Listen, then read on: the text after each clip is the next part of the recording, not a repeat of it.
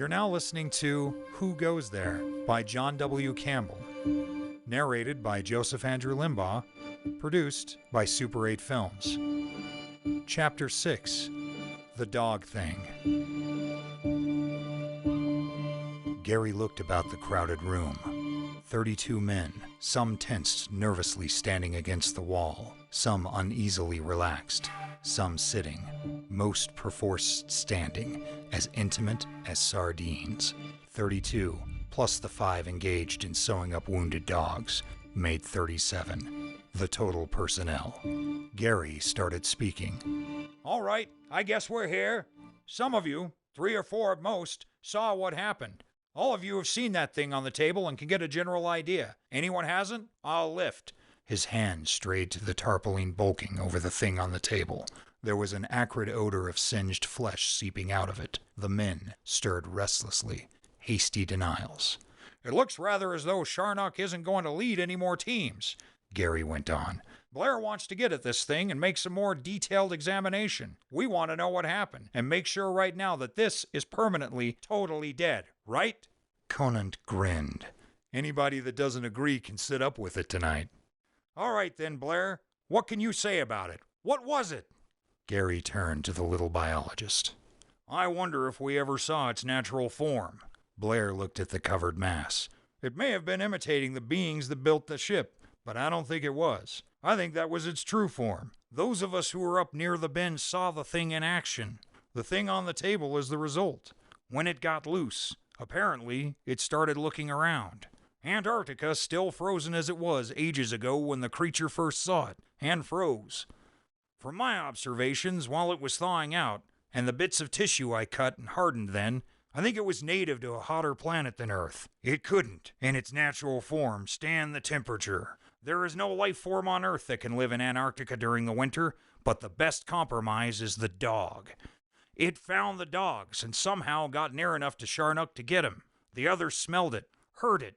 I don't know. Anyway, they went wild and broke chains and attacked it before it was finished. The thing we found was part Sharnock, queerly only half dead. Part Sharnock half digested by the jelly-like protoplasm of that creature, and part that remains of the thing we originally found, sort of melted down to the basic protoplasm. When the dogs attacked it, it turned into the best fighting thing it could think of. Some otherworld beast, apparently. Turned? Snapped Gary. How? Every living thing is made up of jelly. Protoplasm and minute, submicroscopic things called nuclei, which control the bulk, the protoplasm.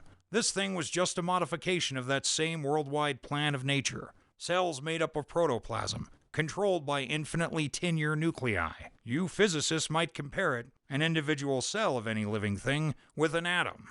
The bulk of the atom, the space-filling part, is made up of the electron orbits, but the character of the thing is determined by the atomic nucleus.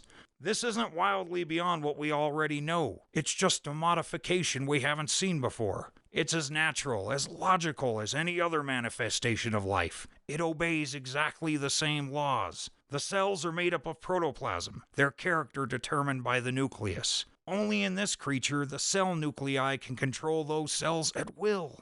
It digested Sharnock, and as it digested, studied every cell of his tissue, and shaped its own cells to imitate them exactly. Parts of it, parts that had time to finish changing, are dog cells, but they don't have dog cell nuclei. Blair lifted a fraction of the tarpaulin. A torn dog's leg with stiff gray fur protruded. That, for instance, isn't a dog at all. It's imitation. Some parts I'm certain about. The nucleus was hiding itself, covering up with the dog cell imitation nucleus. In time, not even a microscope would have shown the difference. Suppose, asked Norris bitterly, it had had lots of time. Then it would have been a dog. The other dogs would have accepted it. We would have accepted it. I don't think anyone would have distinguished it. Not microscope, nor X-ray, nor any other means. This is a member of a supremely intelligent race. A race that has learned the deepest secrets of biology and turned them to its use. What was it planning to do? Barclay looked at the humped tarpaulin. Blair grinned unpleasantly. The wavering halo of thin hair around his bald pate wavered in the stir of air. Take over the world, I imagine. Take over the world? Just it? All by itself? Conant gasped. Set itself up as a lone dictator? No. Blair shook his head. The scalpel he had been fumbling in his bony fingers dropped. He bent to pick it up so that his face was hidden as he spoke. It would become the population of the world. Become, populate the world? Does it reproduce asexually? Blair shook his head and gulped. It doesn't have to. It weighed 85 pounds. Sharnock weighed about 90. It would have become Sharnock and had 85 pounds left to become, Jack, for instance, or Chinook. It can imitate anything. That is, become anything. If it had reached the Antarctic Sea, it would have become a seal. Maybe 2 seals. They might have attacked a killer whale and become either killer whales or a herd of seals. Or maybe it would have caught an albatross or a ska gull and flown to South America. Norris cursed softly. And every time it digested something, it imitated it? It would have had its original bulk left to start again, Blair finished. Nothing would kill it. It has no natural enemies, because it becomes whatever it wants to. If a killer whale attacked, it would become a killer whale. If it was an albatross and an eagle attacked it, it would become an eagle. Lord, it might become a female eagle. Go back, build a nest, and lay eggs. Are you sure that thing from hell is dead? Dr. Cooper asked softly. Yes, thank heaven, the little biologist gasped. After they drove the dogs off, I stood there poking Barr's electrocution thing into it for 5 minutes. It's dead. And cooked. Well, then we can only give thanks that this is Antarctica, where there is no one single solitary living thing for it to imitate except these animals in camp.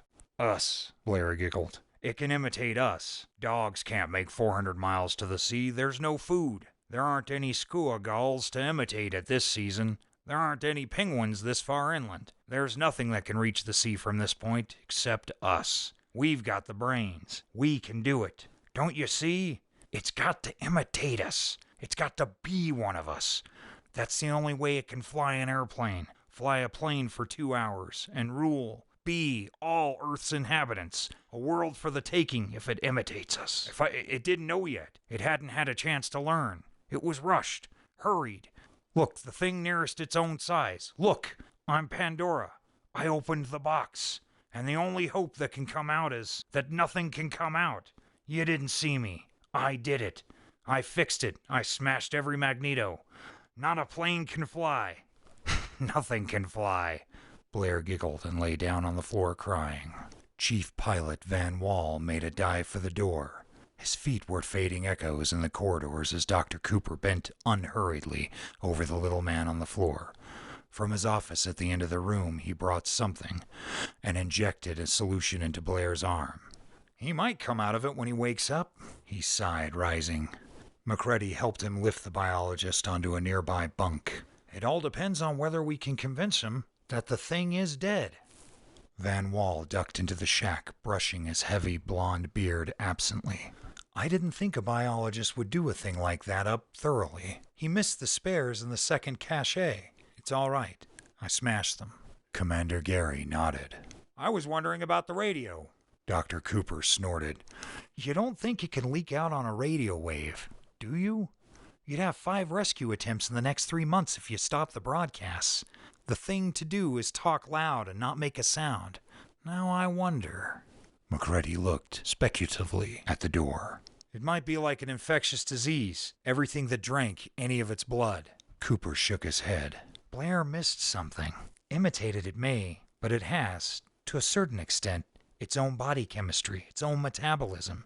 If it didn't, it wouldn't become a dog, and be a dog, and nothing more. It has to be an imitation dog. Therefore, you can detect it by serum tests. And its chemistry, since it comes from another world, must be so wholly, radically different that a few cells, such as gained by drops of blood, would be treated as disease germs by the dog or human body. Blood? Would one of those imitations bleed? Norris demanded. Surely. Nothing mystic about blood. Muscle is about 90% water. Blood differs only in having a couple percent more water and less connective tissue. They'd bleed all right, Cooper assured him. Blair sat up in his bunk suddenly. Conant! Where's Conant? The physicist moved over towards the little biologist. Here I am. What do you want? Are you? Giggled Blair. He lapsed back into the bunk, contorted with silent laughter. Conant looked at him blankly. Huh? Am I what? Are you there? Blair burst into gales of laughter. Are you Conant? The beast wanted to be a man, not a dog.